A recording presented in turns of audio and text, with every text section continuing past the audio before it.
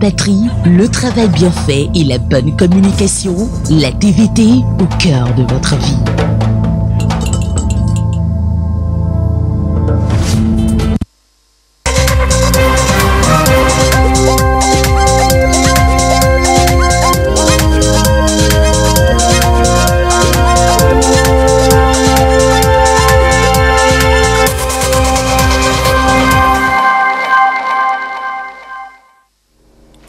Madame, Monsieur, bonsoir. Merci d'être au rendez-vous du journal sur la télévision togolaise. En voici les titres.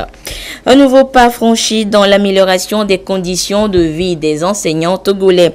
La commission ad hoc en charge du règlement des questions des salaires de certains enseignants auxiliaires a remis ce matin son rapport final acquis de droit. Le Premier ministre comme Selom Klassou. Fin d'une session extraordinaire et ouverture d'une autre ce jeudi à l'Assemblée nationale. La première session extraordinaire de cette année 2017 a été clôturée en l'absence des élus de l'opposition qui ont quitté l'hémicycle. Et puis la paix, la cohésion nationale et surtout le vivre ensemble, gage de tout développement. C'est la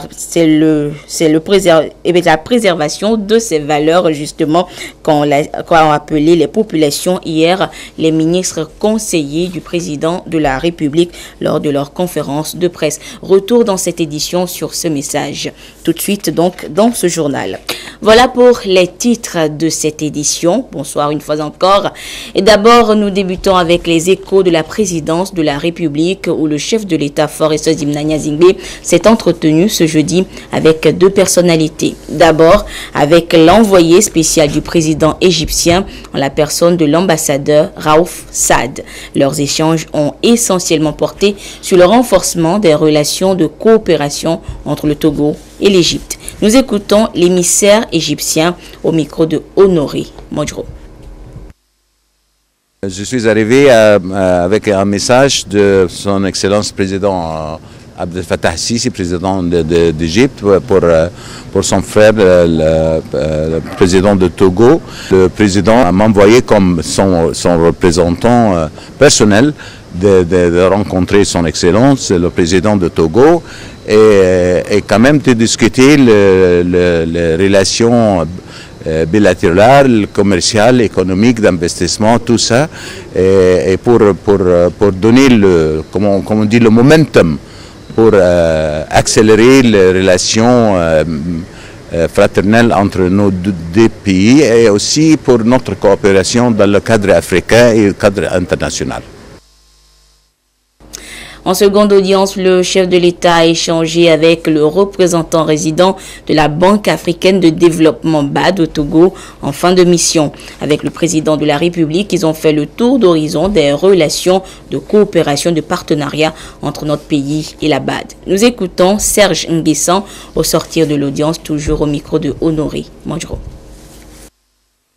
Je suis venu dire au revoir au chef de l'État, comme vous le savez. Je suis en fin de mission et je ne pouvais pas partir de ce pays sans venir voir la plus haute autorité du pays. J'ai été très heureux d'échanger avec le chef de l'État ce dernier jour de ma mission en tant que représentant de la Banque africaine de développement au Togo. Très heureux parce que j'ai retrouvé un chef d'État engagé pour le développement de ce pays. Nous avons parcouru ensemble les grands projets qu'il a pour ce pays, la vision qu'il a pour ce pays, des projets, une vision que la Banque africaine de développement soutient. Parce que ce sont des projets, une vision que nous pensons devrait permettre à ce pays de décoller. Nous avons appuyé la reprise économique de ce pays depuis 2006 et nous pensons que le Togo a une période charnière de son histoire économique de développement. Les événements que nous avons suivis depuis août sont des événements d'ordre politique interne, mais à la Banque africaine de développement, nous disons que les pays africains ne peuvent pas se développer sans paix. Donc j'ai aussi fait passer le message du président Adesina, qui est le président de la Banque africaine de développement, au chef de l'État, pour lui demander de continuer à veiller à ce qu'il y ait la paix dans ce pays, pour que ces grands projets, cette vision qu'il a de développement de ce pays puisse se réaliser au profit de tous les Togolais. Donc je pars rassuré du Togo. Je suis, je le dis, maintenant un Togolais.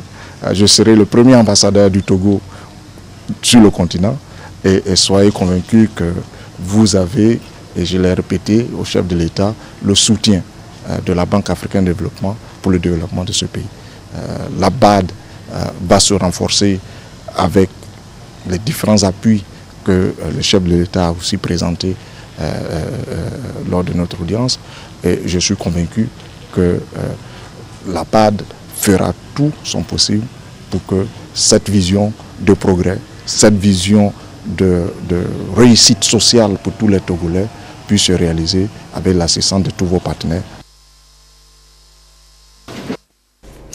Je vous l'annonçais en titre, la cellule ad hoc chargée de régler les questions de prélèvement opérés sur le salaire de certains enseignants auxiliaires avant leur reversement dans la fonction publique vient de remettre au Premier ministre Komi Selom Klasu le rapport final prenant en compte les revendications des enseignants. Des solutions ont été proposées au gouvernement qui sera chargé de leur mise en œuvre pour un mieux-être du système éducatif togolais. Le compte rendu avec Antoinette Romao. Va voir. Une issue vient d'être trouvée à l'une des revendications des enseignants concernant le prélèvement sur salaire de certains enseignants auxiliaires sur la période d'octobre 1995 à juin 2008, avant leur reversement ou non dans la fonction publique. Le gouvernement, prenant la mesure de la chose, a installé un comité chargé de recenser tous les enseignants auxiliaires concernés pour que solution définitive soit trouvée. Une fois installé, le comité a sillonné tout le territoire national pour recueillir les données. Sa mission s'est vue prorogée par le gouvernement pour permettre aux enseignants retardataires d'être en règle. Après un travail méthodique et inclusif, la cellule propose aujourd'hui au gouvernement des approches de solutions, lesquelles sont contenues dans un rapport remis au Premier ministre. Plus de 13 000 enseignants auxiliaires sont concernés et répartis en 4 groupes. Après l'analyse des données que nous avons recueillies, la cellule est arrivée à les catégoriser. On a eu 4 groupes.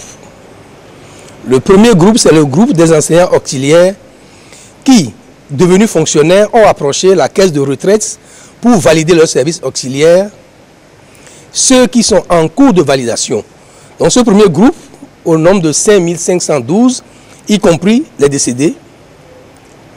À ceux-là, la cellule a proposé la rétrocession de la cotisation sociale au niveau de la CNSS.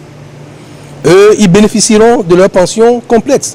N'oubliez pas que le gouvernement, l'État, prend en compte leur part patronale. Le deuxième groupe, le groupe de ces enseignants auxiliaires devenus fonctionnaires qui ne sont pas encore prêtés à cette opération de validation de leur service auxiliaire au niveau de la caisse de retraite du Togo. La cellule les invite dans une démarche individuelle pour que le calcul de leur cotisation sociale au niveau de la CRT leur soit calculé. Une fois qu'ils ont déjà cotisé une partie à la caisse de sécurité sociale, ce montant sera déduit du calcul qui sera fait et ils ne paieront que le différentiel pour qu'eux aussi puissent bénéficier de la pension complète. Parce qu'il y a une obligation de cotisation, les tests sont là et clairs dessus. Pour les ayants cause, qui sont 240, qui font partie du premier groupe des 5512, nous avons fait une distinction pour ceux-là d'abord qui ont, avant de décéder, ont fait au moins 15 ans de service. À ceux-là, il leur sera versé la pension de veuvage et des enfants, des orphelins, jusqu'à l'âge majeur. Et pour ceux qui ont fait moins de 15 ans, qui n'ont pas droit à une pension de réversion, le calcul d'une allocation unique leur sera fait et versé aux administrateurs des biens. Et la dernière catégorie, ceux-là qui ne sont plus dans le secteur public, mais qui sont dans d'autres secteurs privés et parapublics, qui sont au nombre de 26, on leur recommande d'approcher la Caisse nationale de sécurité sociale est que leur régime actuel de pension s'accorde avec la Caisse nationale de sécurité sociale pour la liquidation de leur pension à la fin de leur carrière. Le chef du gouvernement, Comissé Lom-Klassou, a salué le travail de la cellule et a réaffirmé la volonté du gouvernement de régler définitivement ce problème. Je voudrais féliciter les femmes et les hommes de cette cellule qui ont fait un travail méthodique. Le calendrier qu'ils ont confectionné et qui leur a permis non seulement de s'occuper des enseignants qui étaient dans le cas à Lomé, mais la cellule a sillonné tout le pays afin d'être proche des enseignants qui seraient dans le cas des prélèvements et cotisations opérés. Cette méthode mérite d'être rappelée. C'est pour que ce sont les instructions données par le gouvernement afin que les enseignants qui seraient à l'intérieur du pays ne soient pas obligés de venir à Lomé pour remplir les conditions qu'il fallait, lesquelles conditions ont permis à la cellule de dresser le rapport que nous réceptionnons aujourd'hui. Nous nous réjouissons de ce travail de qualité et le coût global, vous avez annoncé, c'est de 1,754,658 francs. Toutes les dispositions seront prises au niveau des finances et au niveau des différentes caisses pour que les 4 catégories que vous avez déclinées, tous les enseignants concernés puissent bénéficier. Nous saluons la qualité de votre travail et je voudrais, en qualité de chef de gouvernement et sur les orientations du chef de l'État, rassurer les enseignants, qu'ils soient aujourd'hui à la retraite ou encore ceux qui sont dans le système, que le travail que vient de nous remettre la cellule ad hoc est un travail bien fait et qui permet à chaque enseignant de savoir que les cotisations ou prélèvements opérés ne sont pas des prélèvements vains, mais vont bénéficier aux ayants droit, c'est-à-dire aux acteurs pour qui les prélèvements avaient été faits. Cette assurance est un gage pour les partenaires du secteur de l'éducation, comme quoi le gouvernement est à pied d'œuvre pour apporter les solutions telles que annoncées dans les mesures du 17 mars 2017 dans cette même salle. Je voudrais inciter et demander aux différents ministères concernés de relayer ces informations. Bientôt la rentrée, les ministres chargés du secteur de l'éducation, le ministre chargé des Finances, le ministre chargé de la fonction publique et du travail, de prendre toutes les dispositions pour que ces informations soient relayées et que les enseignants qui ont déjà rempli les conditions puissent bénéficier, pour ceux qui sont admis à la retraite, de bénéficier de la pension complète. Pour les 8240 qui n'ont pas encore commencé par cotiser au niveau de la caisse de retraite, de voir par une pédagogie leur expliquer la démarche à suivre, mais également pour les ayants droit, ce qu'ils doivent faire pour que les veuves et les enfants éventuels puissent rentrer en possession de ce qui leur est dû. Sans oublier les 26 qui sont toujours vivants, mais qui travaillent dans d'autres secteurs également, d'être suffisamment informés. J'attache du prix à cette orientation. Un nouveau pas vient d'être franchi dans la résolution de la crise dans le secteur éducatif. Une volonté des plus hautes autorités du pays d'œuvrer pour l'apaisement dans ce secteur, gage d'un développement harmonieux du Togo. Autre actualité ce jour, la première session extraordinaire 2017 de l'Assemblée nationale a été clôturée ce jeudi à Lomé. Cette session ouverte le 12 septembre dernier a permis aux députés d'adopter la loi portant égalité de traitement des étudiants étrangers ressortissants de l'UEMOA dans la détermination des conditions et des droits d'accès aux institutions publiques d'enseignement supérieur dans notre pays. Une nouvelle session extraordinaire a été aussitôt ouverte. Elle va être consacrée à l'examen du projet de loi de révision constitutionnelle introduite par le gouvernement. À noter que la première session extraordinaire a été clôturée en l'absence des députés de l'opposition qui ont quitté l'hémicycle. Le compte rendu avec Augustin Kossi. En application de l'article 55 de la Constitution, la séance de ce jour a permis à l'Assemblée nationale de donner un contenu à la première session extraordinaire de l'année 2017. C'est ainsi que les députés ont adopté la loi portant égalité de traitement des étudiants étrangers ressortissants de l'UEMOA dans la détermination des conditions et des droits d'accès aux institutions publiques de l'enseignement supérieur du Togo. Si pour le groupe parlementaire uni, cela va de soi, en revanche, les députés de l'opposition estiment que le moment n'est pas opportun eu égard à la situation sociopolitique actuelle du pays. Une session extraordinaire qui porterait sur un sujet autre que la réforme constitutionnelle ne correspondrait pas à l'état d'âme et aux préoccupations des Togolais en ce moment précis. Lorsqu'on nous convoquera pour discuter des réformes politiques, nous reviendrons dans cette salle. Mais nous n'entendons pas discuter d'autres choses en dehors des réformes constitutionnelles en ce moment précis. Ce n'est pas la première fois que nos collègues abandonnent les bancs de l'hémicycle.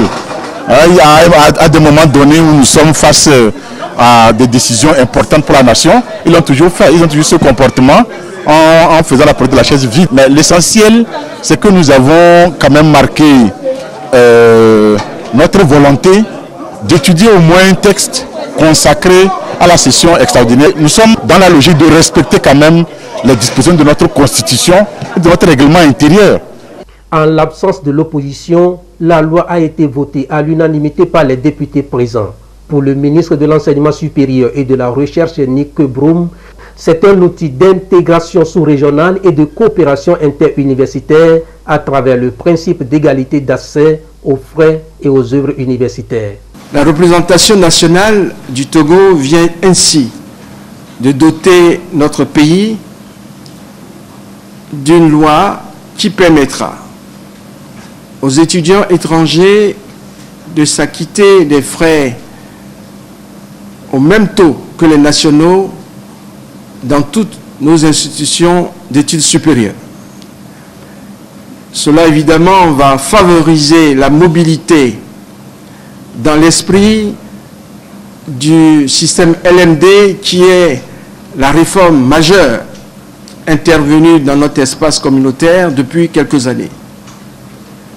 Et partant, favoriser l'intégration et tous les idéaux de l'UEMOA tels que souhaités par tous les chefs d'État de notre communauté. Au Togo, le 6e pays ayant ratifié cette convention dans l'espace UEMOA, le nombre d'étudiants étrangers dans les universités publiques est de 461 pour l'année 2016-2017.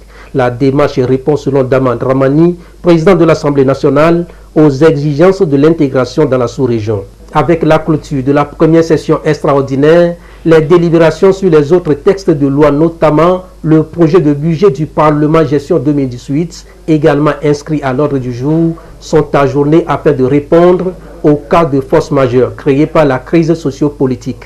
Aussitôt après la clôture de cette première session extraordinaire, une seconde a été ouverte pour plancher en urgence sur le projet de révision constitutionnelle introduit par le gouvernement.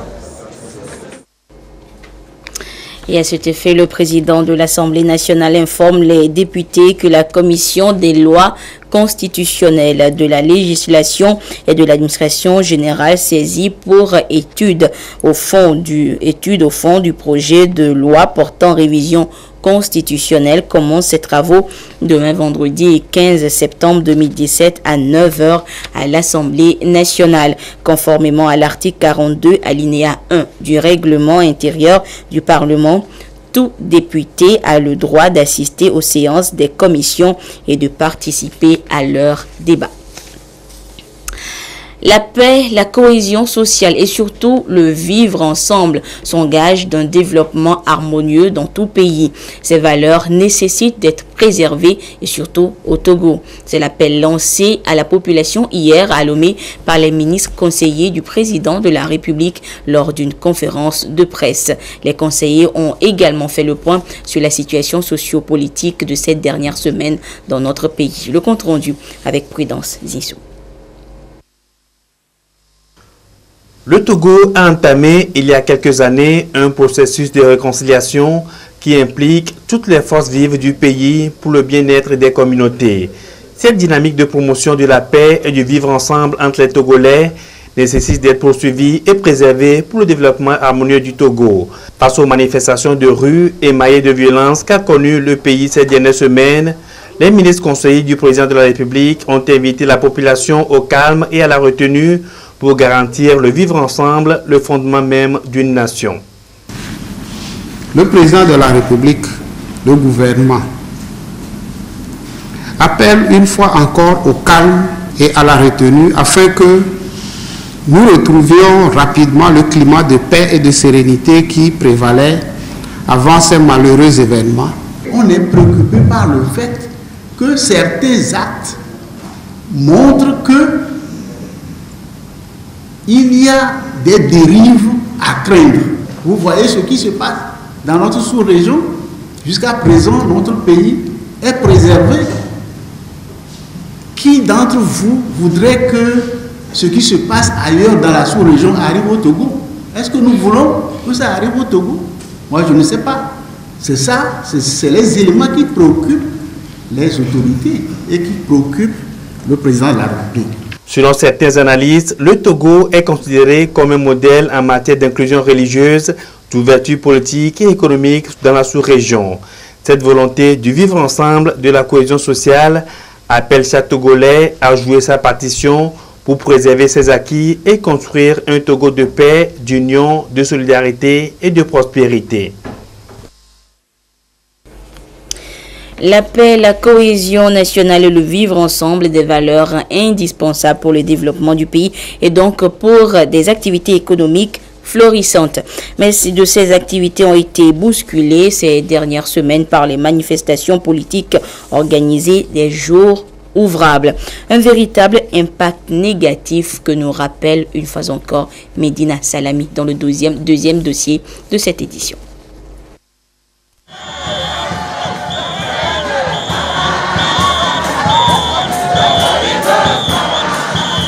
Elles ralentissent les activités et impactent de façon négative l'économie, les manifestations publiques, les jours ouvrables.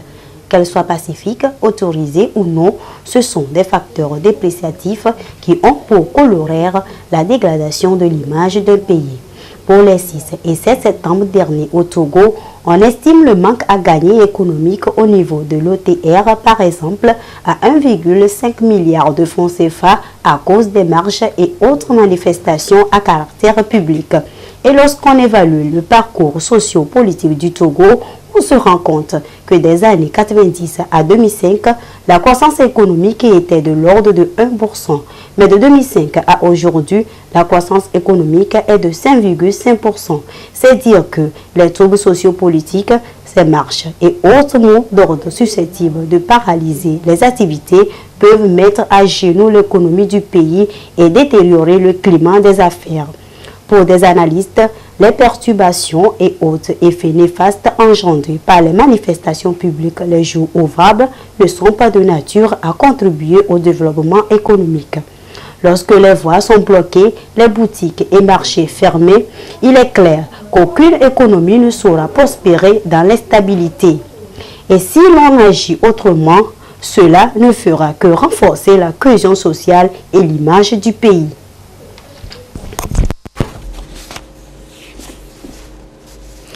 Les opérateurs économiques et chefs d'entreprise du secteur privé sont à l'école des conditionnalités d'accès au marché américain. Une rencontre qui leur permettra d'exporter leurs produits issus du secteur de l'agroalimentaire vers les États-Unis à travers la mise en application surtout des acquis de cette formation ouverte ce matin à la Chambre de commerce et d'industrie du Togo. Le reportage est signé Gérard Lagoudou.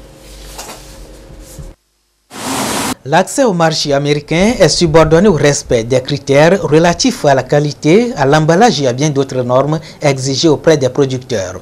Le Togo a obtenu le visa sur le textile vers les États-Unis d'Amérique lors du 16e forum de la loi sur la croissance et les opportunités du développement en Afrique AGOA, tenu à Lomé en août dernier.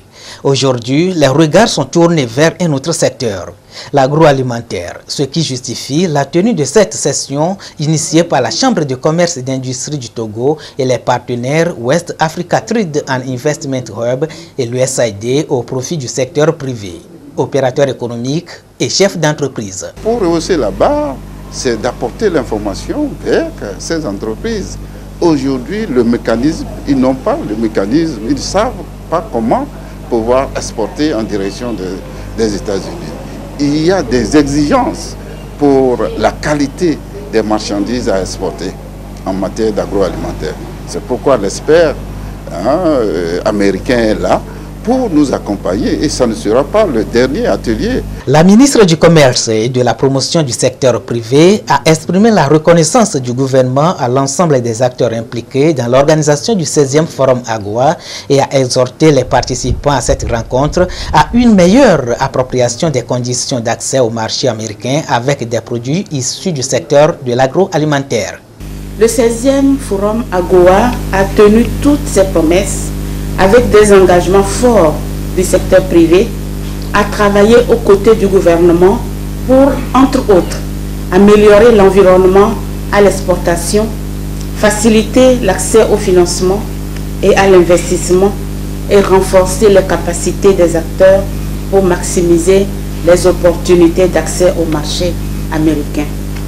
Le gouvernement, pour sa part, jouera sa partition pour accompagner le secteur privé et la société civile afin de tirer davantage profit des opportunités de l'AGOA d'ici 2025 et au-delà pour améliorer les échanges commerciaux entre le Togo et les États-Unis d'Amérique. Conscient du poids économique du secteur privé dans l'économie nationale, le gouvernement entend élaborer une stratégie nationale d'utilisation de l'AGOA avec la participation de tous les acteurs concernés. Des séances de sensibilisation sont également prévues pour une mise en œuvre effective des recommandations issues du 16e Forum AGOA African Growth Opportunities Act.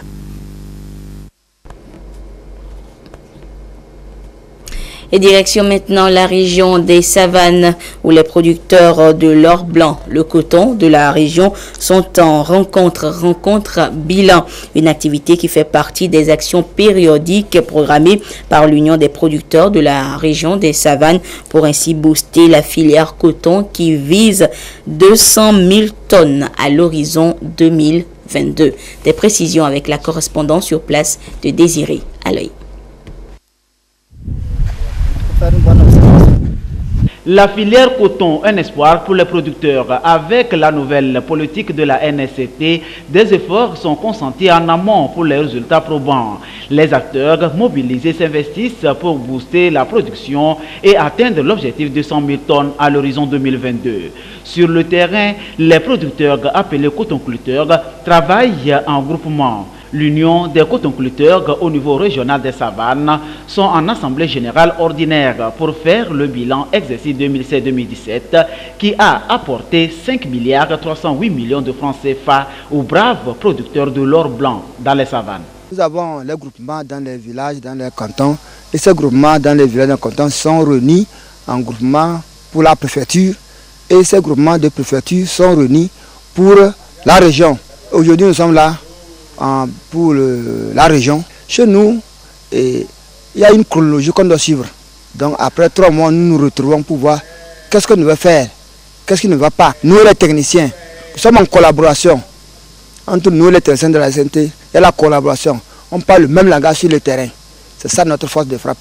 Le représentant du pouvoir central de Tonne a convié les producteurs du coton dans les savanes à un débat franc pour lever tous les goulots d'étranglement, travailler en respectant les itinéraires techniques et booster davantage le secteur aujourd'hui porteur. L'Union régionale des cotonculteurs des savanes compte 849 groupements qui pour la campagne précédente a produit 38 438 tonnes sur 42 124 hectares semés avec un rendement de 912 kg à l'hectare contre 624 pour l'exercice 2015-2016. Une progression toujours soutenue. Cette année déjà, l'on avance le chiffre, ce sont 3000 hectares, une superficie presque doublée. Le ministre de l'Enseignement supérieur et de la Recherche porte à la connaissance du public que dans le cadre d'un partenariat avec les établissements privés du Togo, le gouvernement envisage d'octroyer des bourses d'études supérieures à des jeunes Togolais méritants. Et ces bourses leur permettront de s'inscrire dans les filières porteuses dans certains établissements privés cotés, institutions de bonne qualité. Et à cet effet, le ministre invite les bacheliers de 2017 qui ont obtenu une moyenne d'au moins 15 sur 20 à passer à la direction des bourses et stages du lundi 18 au vendredi 22 septembre 2017 de 8h à 17h pour remplir le formulaire de demande de bourse. Et comme tous les jeudis, voici venu donc l'heure de la page des sports, toujours pilotée par Claude Ama. Claude, bonsoir. Oui, bonsoir Anita. Claude, la première édition du tournoi des jeunes trophées Sergio Sport a été officiellement lancée cet après-midi du côté du stade municipal de Lomé. Oui, Anita, 13 formations prennent part à la compétition qui s'achève le 24 septembre. En match d'ouverture, Rosario a dominé Etekon 2-1. Modeste Nyakofre Kouma. Ce sont les jeunes académiciens de Ouara. Elles sont 20 équipes représentant 13 centres de formation des jeunes à participer à cette première édition du tournoi des jeunes Trophée Sergio Sport dans les catégories des moins de 13, 15 et 17 ans. Le football est en reconstruction et on pense qu'il faut travailler avec les jeunes pour préparer l'avenir du football de demain. Cette initiative d'offrir un cadre aux jeunes pour exprimer leur talent est appréciée par les autorités en charge des sports. La multiplication de ces tournois ne feront que du bien pour le développement du football de notre pays. Et tout ça là est pris en compte dans les stratégies de développement du sport au niveau du ministère chargé des sports. Le match d'ouverture a opposé Etekon à Rosario et chacune des formations a eu sa mi-temps. Etekon surprend son adversaire dès la 11e minute par Ahadi Iqbal. Cet avantage d'Etekon est conservé jusqu'à la 60e minute où Asakbo Serge obtient l'égalisation pour Rosario. Galvanisés, les joueurs de Rosario inscrivent le but de la victoire par Atoba Wilfried à la 68e minute. Résultat final, 2-1 en faveur de Rosario. Enlevé de rideau, chez les moins de 13 ans, Ouara a surpris Swallows 1-0. Claude, de son côté, le centre Swallows avait démarré hier la 3e édition du tournoi des centres de formation de football en hommage à Charles Topley, ancien joueur de l'Étoile filante. La première journée a été marquée par la victoire de Planète qui a pris le meilleur sur Gaké 2-1 et celle de Futur Star d'Agoué face aux Swallows 3-0. Jean Kofi et Dédi. Les pensionnaires du Centre de développement sportif et culturel Swallows ont fait une première sortie ratée. Ils ont pu tenir juste en première période face à la fureur des Futurs Stars d'Agoué. 0-8 partout à la pause, les Swallows ont été complètement noyés en deuxième période. Les Futurs Stars plus en forme ont ouvert leur compteur de buts sur penalty transformé par Rafikou Atakora. Le buteur reviendra 2 minutes après pour doubler la mise. Les Swallows étouffés, ne pouvant plus développer une bonne attaque, se livrent à un jeu défensif. Mais Rafikou est parvenu à inscrire son 3e but de la partie peu avant le coup de sifflet final. Futur Star 3, Swallows 0. On s'est battu, on a joué avec l'envie de gagner ce match. Et nos joueurs aussi m'ont aidé à marquer ce but. Nous comptons prendre le trophée. En première rencontre, Planète tout de rouge vêtu a eu raison de GAC 2-1. Le tournoi des centres de formation Charles Topley 3e édition tient ses promesses. Nous avons vu que toutes les équipes ont observé un fair play et donc c'est un premier bilan satisfaisant. C'est surtout l'occasion aussi aux coachs de s'évaluer. Certains ont passé même la licence B, CAF, et donc c'est l'occasion de s'évaluer, de voir si véritablement ce qu'ils sont en train de mettre sur le terrain est en train de porter ses fruits. Et ensuite, de voir aussi si ces jeunes-là, ils transcendent sur le terrain les valeurs qu'on essaie de leur inculquer. 16 équipes, dont 8 des moins de 15 ans et 8 des moins de 17 ans, issus des centres venus de Lomé, Sokolé et Aklakou, prennent part à cette compétition qui s'achève le 22 septembre. Et oui, Claude, une dernière information. Anita, voilà donc le contenu de la page des sports d'aujourd'hui. Juste le temps de rappeler aux passionnés de la première ligue anglaise qui retrouveront Alfred Kolani et ses invités samedi à travers Direct Foot. Merci Claude et rendez-vous jeudi prochain. La femme entre 40 et 60 ans, l'âge critique. C'est le thème de l'émission Jeudi Femmes de ce soir. Une émission à suivre à partir de 21h en direct sur la télévision togolaise avec Lys Djamien et ses invités. À 22h30, Yatar Atem vous retrouvera pour la dernière édition du journal. Merci de votre fidélité à la télévision togolaise. Au revoir.